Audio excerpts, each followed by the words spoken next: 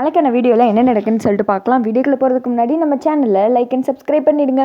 First சீனில் வந்துட்டு நீ என் மாப்பிள்ளைன்னு தெரியாமல் இப்படிலாம் நடந்துருச்சே, எனக்கு உடனே எங்கள் அம்மாவே அப்பாவே பார்க்கணும் போல் இருக்கு மாப்பிள்ள அப்படின்னு சொல்ல, சரி வாங்க மாமா இப்போயாவது அவங்கள பற்றி நினச்சி பார்த்தீங்களே அப்படின்னு சொல்லிட்டு மயில் சொல்கிறாரு. அடுத்து வேமா அவங்க அம்மா பார்க்குறதுக்கு கோவிலுக்கு தான் போகிறாங்க.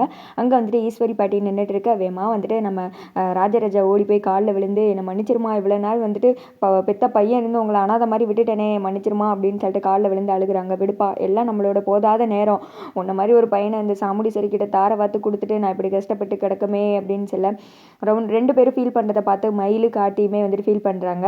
மயிலுக்கு அப்படியே கண்ணீரே வந்துருச்சு, கண்ணீரெல்லாம் தொடச்சிட்டு நின்றுட்டு இருக்காரு.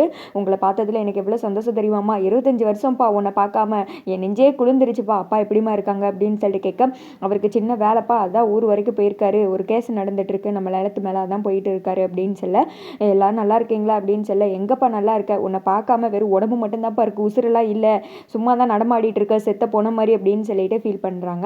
என் தங்கச்சி அபிராமியோட பையன்தான் வந்துட்டு என் மருமகன், எனக்கு இவ்வளோ நாள் தெரியலை, மயில் சொன்னதுக்கு அப்புறம் தான் தெரிஞ்சிச்சு அப்படின்னு சொல்ல, எல்லாம் நான் சொல்லலாம் தான் மாமா இருந்தேன், அதுக்குள்ளேயும் இவரே சொல்லிட்டாரு அப்படின்னு சொல்ல, என்னப்பா பண்ணுறது, சொல்ல வேண்டிய கட்டாயம் ஆயிடுச்சு அப்படின்னு சொல்லிட்டு மயில் சொல்கிறாப்புல. சென்னையில் பெரிய படிப்பெல்லாம் படித்து பெரிய பிஸ்னஸ் பண்ணுறவன்ப்பா என் பேரன், ஆனால் இங்கே வந்து எவ்வளோ கஷ்டப்படுறான் பாரு அப்படின்னு சொல்ல, ஆமாம்மா அதெல்லாம் கேட்கும்போது எனக்கே ரொம்ப கஷ்டமாக தான் இருந்துச்சு அப்படின்றாங்க. என்ன பாட்டி இப்படிலாம் சொல்லிட்டு இருக்கீங்க, நான் யாருக்காக கஷ்டப்படுறேன், நம்ம குடும்பத்துக்காண்டி தானே, நம்ம குடும்பம் சந்தோஷமாக இருக்கணும் அதுக்காண்டி தானே அப்படின்னு சொல்ல, அதுக்கடுத்து ஊரில் எவ்வளவோ பிரச்சனை நடந்துருச்சுப்பா, நீ கோயிலுக்கு வரணும் அப்படி இப்படின்னு பிரச்சனை பண்ணாங்க, உடனே கார்த்தி தான் வந்து எல்லாத்தையும் தடுத்து நிறுத்தி நான் இப்படியே மாமா கூப்பிட்டு வருவேன்னு சொல்லி சொன்னான் அப்படின்னு சொல்லிட்டு பாட்டி நடந்தது எல்லாத்தையும் சொல்கிறாங்க.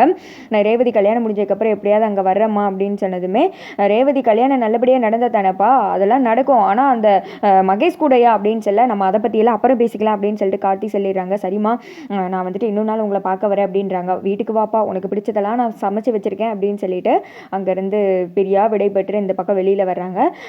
உனக்கு போய் இப்படி நான் பண்ணிட்டேனேப்பா, அந்த இது எனக்கு குற்ற உணர்ச்சியாக இருக்குது அப்படின்றாங்க.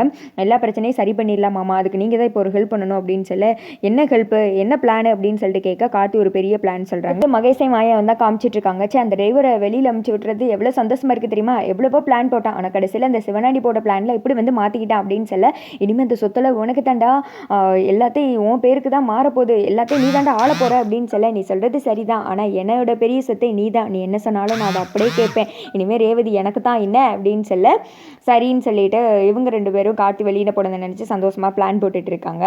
அடுத்த சீனில் பஞ்சாயத்து கூட்டிகிட்டு இருக்க மாதிரி தான் காமிச்சிட்டு இருக்காங்க. இங்கே பாருப்பா, நான் ஒரு தடவை பஞ்சாயத்து தீர்ப்பு சொல்லிட்டேன்னா அடுத்த பஞ்சாயத்து கூட்டவே மாட்டேன், நீ வந்துட்டு வேண்டி கேட்டதுனால தான் பஞ்சாயத்தை வச்சுருக்கேன், என்னாச்சு, எதுக்காக நீ இப்போ வந்து என்ன பேச போகிற அப்படின்னு சொல்ல, நீங்கள் கொடுத்த தீர்ப்பை நான் ஏற்றுக்கிறேன், ஆனால் இந்த ஒரு பழிப்பாவத்தோடு என்னால் இந்த ஊரை விட்டு போக முடியாதுல்ல, அந்த பொண்ணு என்ன சொன்னாங்க, நான் வந்துட்டு அந்த பொண்ணோட வாழ்க்கையை கெடுத்துட்டேன், என் மான மரியாதை போச்சு, இனிமேல் என்னை யார் கட்டிக்கிறவான்னு தானே கேட்டாங்க, நான் கட்டிக்கிறேன் அப்படின்னு சொல்லிடுறேன்.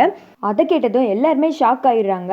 எங்கிட்ட வந்துட்டு சிவனாண்டிக்கு விடவிடத்து போயிடுது, அந்த பொண்ணுக்குமே ஒரு மாதிரி ஆயிடுது, ஏன்னா லவ்வருமே பக்கத்தில் தான் நின்றுட்டு இருக்காங்க, ஊரை விட்டு போகிற பொண்ணையும் பையனையும் பிடிச்சி தானே சிவனாண்டி காசு கொடுத்து பிள்ளை சொல்லியிருப்பான். சந்திரா வந்துட்டு ஐயோ என்னடா இவன் இப்படி ஒரு பிளானை போட்டானே அப்படின்னு சொல்லிட்டு முழிச்சிட்டு இருக்க, சிவனாண்டி சொல்கிறாங்க, ஐயா இவன் பேச்செல்லாம் கேட்காதீங்க, இவன் ரொம்ப கெட்டவன் மோசமானவன், இங்கே பாடுறா ஐயா தான் தீர்ப்பு கொடுத்துட்டாங்களே, ஊரை விட்டு ஒழுங்கா கிளம்பு அப்படின்னு சொல்லாத, நீங்கள் சொல்லாதீங்க, அவர் சொல்லட்டும் அப்படின்னு சொல்லிடுறேன். அவர் வந்துட்டு ஒரு மாதிரி யோசித்து பார்க்குறாரு. இங்கிட்டு சாமுண்டீஸ்வரி வந்துட்டு யோசித்து பார்க்குறாங்க. கார்த்தி சாமுண்டீஸ்வரி பேசுகிற மாதிரி ஃப்ளாஷ்பேக் ஓட்டி காமிட்றாங்க. நீங்கள் எனக்காக மறுபடியும் பஞ்சாயத்தை மட்டும் கூட்டணும் அப்படின்னு சொல்ல, நீ என்ன பிளான் வச்சிருக்க அப்படின்னு சொல்லிட்டு சாமுண்டீஸ்வரி கேட்குறாங்க.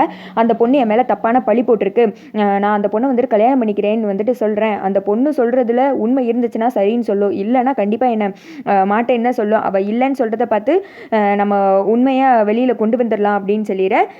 அநேகமாக அவர் வந்துட்டு ஒத்துக்க மாட்டார்னு தான் நினைக்கிறேன், ஏன்னா ஒரு தடவை தீர்ப்பு கொடுத்துட்டாருன்னா அடுத்த தடவை அவர் பஞ்சாயத்தை மறுபடியும் கூட்ட மாட்டார் அப்படின்னு சொல்ல, நீங்கள் தான் மேடம் எனக்காக எப்படியாவது இதை ஏற்பாடு பண்ணணும் அப்படின்னு சொல்லிட்டு கார்த்தி கேட்க, சரி நான் பண்ணுறேன் அப்படின்னு சொல்லிட்டு சாமுண்டீஸ்வரி தான் இதெல்லாம் ஏற்பாடு பண்ணியிருப்பாங்க. அப்படியே சைடாக வந்துட்டு கார்த்தியை பார்க்குறாங்க. உடனே சிவனாண்டி சொல்கிறாங்க, வேணாம் இந்த மாதிரி கெட்டவனை எப்படி அவள் கட்டிக்க முடியும் அப்படின்னு சொல்லிட்டு ஆளுக்கு ஒவ்வொருத்திக்க ஒன்று சொல்லிட்டு இருக்க. ஊர்க்காரங்களாம் சொல்கிறாங்க, ஏமா நீ தானம்மா சொன்ன அந்த பையன் கெடுத்துட்டானே, இப்போ அவனே வந்துட்டு உன்னை கல்யாணம் பண்ணிக்கிறேன்னு சொல்கிறான், அப்புறம் என்னம்மா அப்படின்னு சொல்ல, இல்லை நான் இவனை கட்டிக்க மாட்டேன், இவன் ரொம்ப மோசமானவன் அப்படின்னு சொல்லிட்டு அந்த பொண்ணு சொல்ல, இந்த திக்கா அந்த நாட்டாம சொல்கிறாரு, இங்கே பாருமா அந்த பையனை வந்துட்டு உனக்கு கட்டி வைக்கிறேன், இங்கே பாரு சாமுண்டீஸ்வரி இவங்க ரெண்டுத்துக்கு நீ தான் பொறுப்பு, வீடு வாசல் எல்லாம் கொடுத்துடணும் அப்படின்னு சொல்ல, எல்லாத்தையும் நான் பார்த்துக்கிறேன் அப்படின்னு சொல்லிட்டு சாமுண்டீஸ்வரி சொல்கிறாங்க.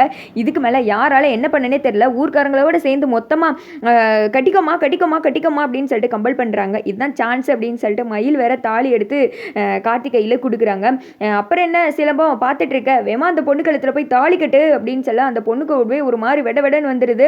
இல்லை எனக்கு வேணாம் வேணாம் வேணாம் அப்படின்னு சொல்ல, தம்பி நீங்கள் என்ன பார்த்துட்டு இருக்கீங்க, சும்மா கழுத்தில் போய் தாலி கட்டுங்க, அதெல்லாம் ஒன்றும் ஆகாது, தாலி கட்டுங்க அப்படின்னு சொல்கிறாங்க. ஐயோ என்னடா நடக்க போகுது அப்படின்னு சொல்லிட்டு அவன் லவ்வருக்கு வந்துட்டு ஒரு மாதிரி ஆயிடுது. நிறுத்துங்கள் அப்படின்னு சொல்லிட்டு லவ்வர் வந்துடுறா. என்னப்பா நீ யார் அப்படின்னு கேட்க, இந்த பொண்ணோட லவ்வர் தான் அப்படின்னு சொல்ல எல்லாருமே வந்துட்டு அப்படியே ஒரு மாதிரி அதிர்ச்சியாக போய் பார்த்துட்டு இருக்காங்க. நாங்கள் ஊரை விட்டு போலான்னு இருந்தோம், இந்த சிவனாண்டி தான் எங்க கிட்ட இப்படி காசு கொடுத்து பண்ண சொன்னோம் அப்படின்னு சொல்லி எல்லாரும் சிவனாண்டியை முறைக்க சிவனாண்டி தலை குனிஞ்சு நிற்கிறாரு. அதோட பார்த்தீங்கன்னா வீடியோ வந்துட்டு முடிஞ்சிருது.